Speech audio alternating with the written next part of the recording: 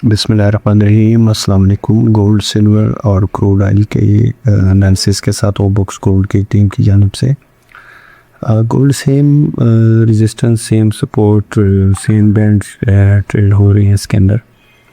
और आप ये देख सकते हैं कि आज सुबह ओपनिंग में एक अच्छी डिप बनी, लेकिन वही 4450 से लेके तो जो लास्ट वीडियोस में अगर आप रिवाइज़ करें उनको, तो 4450 से लेकर तो 4420 और 25 की एरिया में जो है वो बाइंग बताई गई थी कि इन एरिया में इसमें लेकर काम करें। जब भी ये एरिया मिले तो ज़रूर बाई करें।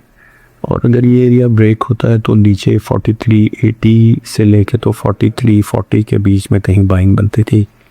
जो फ्राइडे को डिप आई उसके बाद अच्छा एक रिबाउंड आया जो 4585 तक गया। फिर एक अच्छी डिप आई आज सुबह मॉर्निंग में, और अब सारा कुछ उसने तकरीबन डिप के जो सुबह मॉर्निंग में अर्ली लो लगे थे वहाँ से अभी तक तकरीबन $110 जो है गोल्ड रिबाउंड हो चुका है। मोमेंटम और स्टांस इसका पॉजिटिव ही लग रहा है।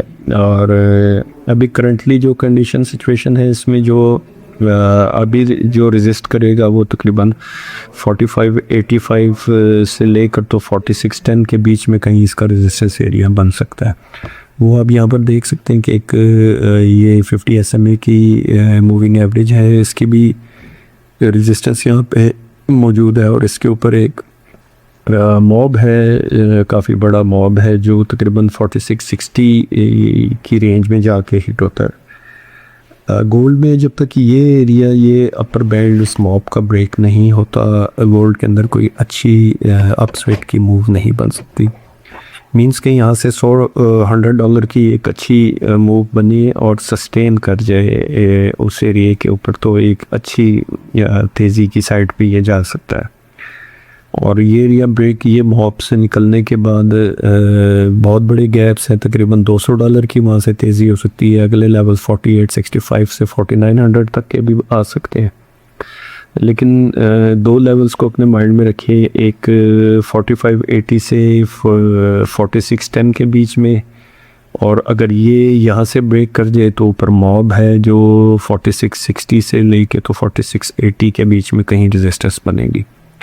ये दो मेजर एरियाज़ हैं जो उसको रेजिस्ट करेंगे। अगर ये एरिया कहीं ब्रेक कर जाता है अच्छी स्ट्रेंथ के साथ, तो कीप इन माइंड कि ये 4850 से लेके तो 4900 के बीच में कहीं टॉप दिखा सकता है। स्टांस इसमें पॉजिटिव रहें, बाय डिप का रखें, जहाँ भी डिप मिले उसमें बाय करें। अच्छी बाइंग के लिए एक तो 21 DMA की सपोर्ट है जो 4510 के करीब कहीं मिलेगी। और ये एरिया अगर नहीं रुकता तो आज के लो जो है, ये प्रीवियस वीडियोस में बताए थे कि 4452 4425 तक जो है ये सारा बाइंग जोन बनेगा। अगर ये एरिया भी सस्टेन नहीं करता गोल्ड, तो आपने 4380 से लेके तो 4350 के बीच में कहीं बाइंग का स्टांस रखना है। शॉर्ट साइड पे नहीं जाइएगा, बाय ऑन डिप स्ट्रेटजी इसमें रखें। सिल्वर की बात करें तो सिल्वर ने भी गोल्ड की तरह सुबह ओपनिंग में एक अच्छी डिप थी और 6770 इसकी लाइन में जो है इसको लो लगे, और अभी ये दोबारा फिर उसी कंजेशन और रिजेक्शन एरिया जो है, यहाँ पर दो मूविंग एवरेज की रेजिस्टेंस है। एक को तो ये ब्रीच कर चुका है, सेकंड को ये वहाँ से रेजिस्ट करता हुआ लग रहा है।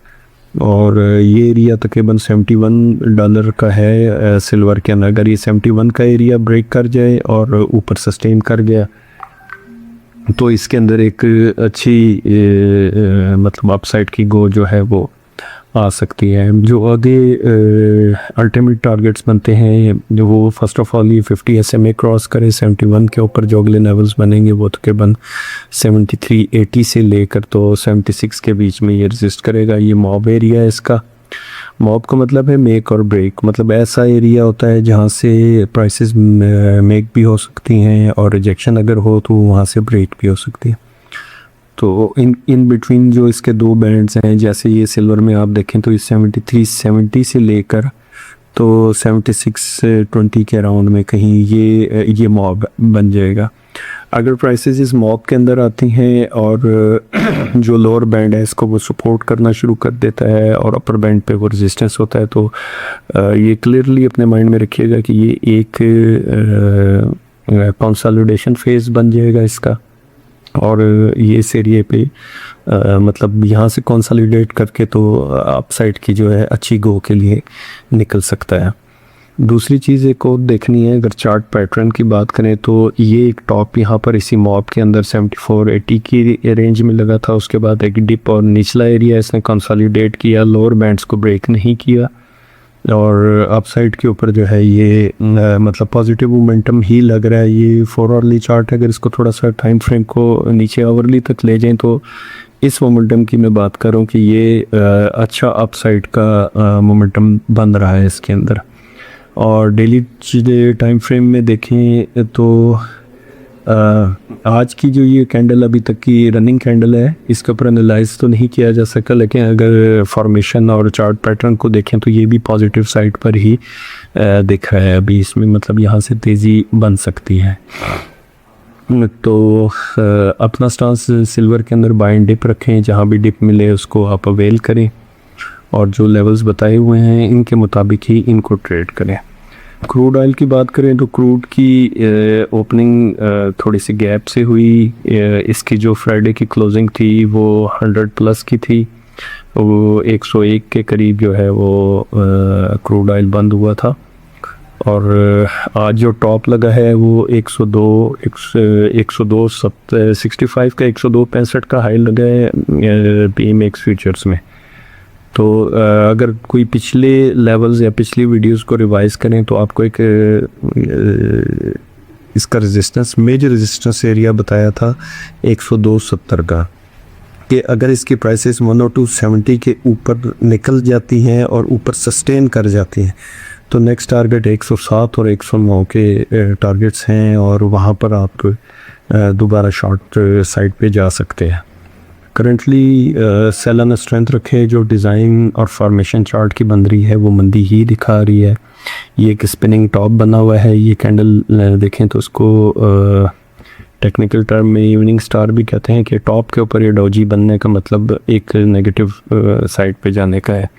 और सेम वही उसके बाद अगली कैंडल में हाई भी नहीं दोबारा आया और लो इंक्रीज़ हुआ और ये फ्रेश कैंडल अभी जो ओपन हुई है इसमें भी तकरीबन 3.5 घंटे बाकी हैं क्लोज होने में, तो स्टांस इसमें नेगेटिव बनता जा रहा है। अगर ये प्रीवियस 4 आवरली कैंडल का जो लो है एज पर चार्ट वो है 126 का, मतलब $100 और 26 सेंट्स का, अगर ये इसके अभी करंट जो 4 आवरली कैंडल है इसमें अगर ये इसको ब्रेक कर जाता है तो एक अच्छी डिप मिल सकती है जो 98.50 के करीब जाकर उसको ऑब्ज़र्व करेंगे। अगर ये थोड़ा सा पीछे चार्ट में आए तो ये एरिया अगर आप देखें ये भी यही 98.50 की जगह थी। अगर ये 98.50 वाला एरिया ब्रेक करता है तो ये एक्सपेक्ट कर सकते हैं आपके इसी तरह का एक अच्छा डिक्लाइनिंग एरिया बन सकता है। और अल्टीमेट सपोर्ट जो हैं वो आप यहाँ पे बिल्कुल क्लियरली देख सकते हैं कि 3 मूविंग एवरेजेस जो हैं वो एक ही एरिया के ऊपर, मतलब 150 और 21 DMA, ये तीनों आलमोस्ट करीब करीब हैं। यहाँ पर 2 तो जुड़ी हुई हैं, 50 100 और 21 वो 94 का एरिया है और एक 50 SMA जो है वो नीचे 93.20 के एरिया में।